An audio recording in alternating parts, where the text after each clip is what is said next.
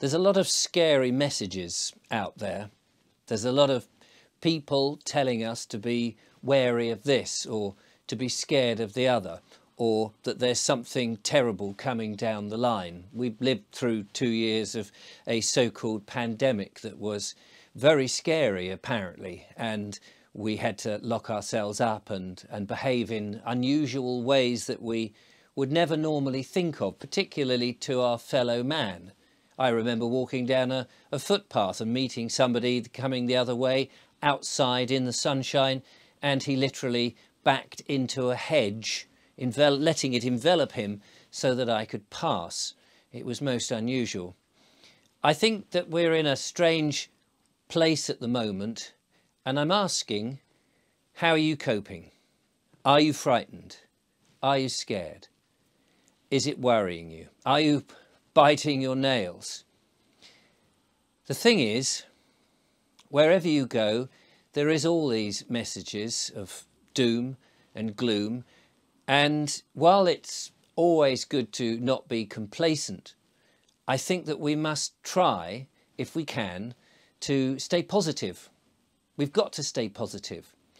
People have been giving us messages of doom and gloom for many, many years, and mostly it hasn't happened. And when it happens, it tends to happen rather quickly, and we know about it. It's those things that seem to take forever, like climate change, global warming, man-made global warming, that we're continually being told that this is something that's coming to us, and we need to prepare, and we need to take certain measures. And yet years go past and still it doesn't happen, and still we are told, yeah, but it is coming, you've got to prepare for it, you've got to make sure we don't put too much CO2, you know, the gas of life, we must reduce that. And we're told a load of nonsense, and we are being manipulated by that, but more than anything else, we're all being scared by it. We're being made frightened, because fear is such a powerful thing. I was sent an interview today about the food shortages that apparently are coming down the line because farmers are struggling. And I'm sure that's true. I'm sure farmers are struggling, and it doesn't help the fact that we're building on prime farmland, which really irks me. I'm not very keen on the way that farming has developed over the last 80 years, but I'll save that for another video. The point is, there are things that are happening, and some are good and some are bad, and some are not as bad as perhaps we're being made out, or we're being told.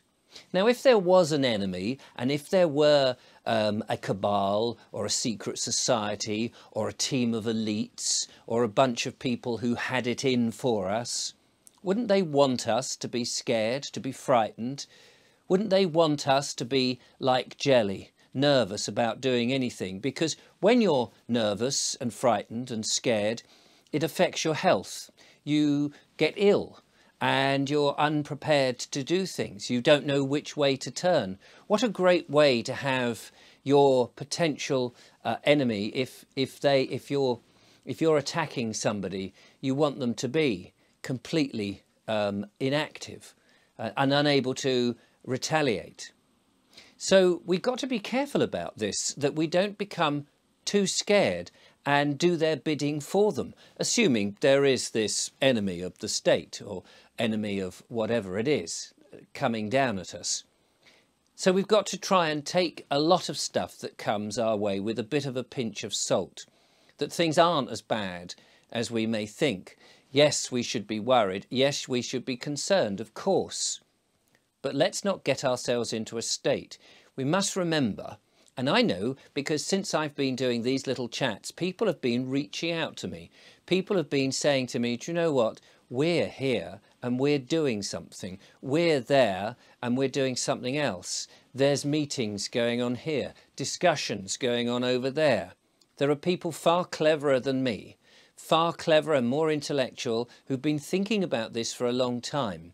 They're not just going to let us all roll over and let it happen, not without a fight. So we need to be positive, and we need to laugh at these idiots who think they have control. Because remember, there's so few of them and so many of us. And the people are the ones with the power. Now, I know what you're saying. Oh, but where is our power? What can we do? Well, for a start, we can just say no. I don't want it. We can laugh at them. We can make jokes at them. We can say, are you mad? We can get back our spirit. We can just ignore it to a certain degree. You know that thing, if you're telling off your child, and there your child is disobeyed, and you're telling him off, and you say, this is terrible, you mustn't do it, and they laugh at you, laughing at the authority figure. It takes all the power away. It takes everything away. That's how we must be. We must take the power away. And we must relax a bit, keep ourselves fit, keep ourselves healthy, and try not to worry too much. We individually on our own might be able to contribute in tiny ways, but there are people out there who are thinking about these things very clearly. So we mustn't think it's just us, I'm on my own. We're not. We are a people and we are all together, and we can beat all of this, assuming there is this enemy or an elite cabal or whatever it is pulling strings and making our life difficult. But we can still keep our finger on the pulse, and we can still just keep note of what's going on. But we mustn't worry too much, because I think that's what they want us to do. So keep smiling and battling through.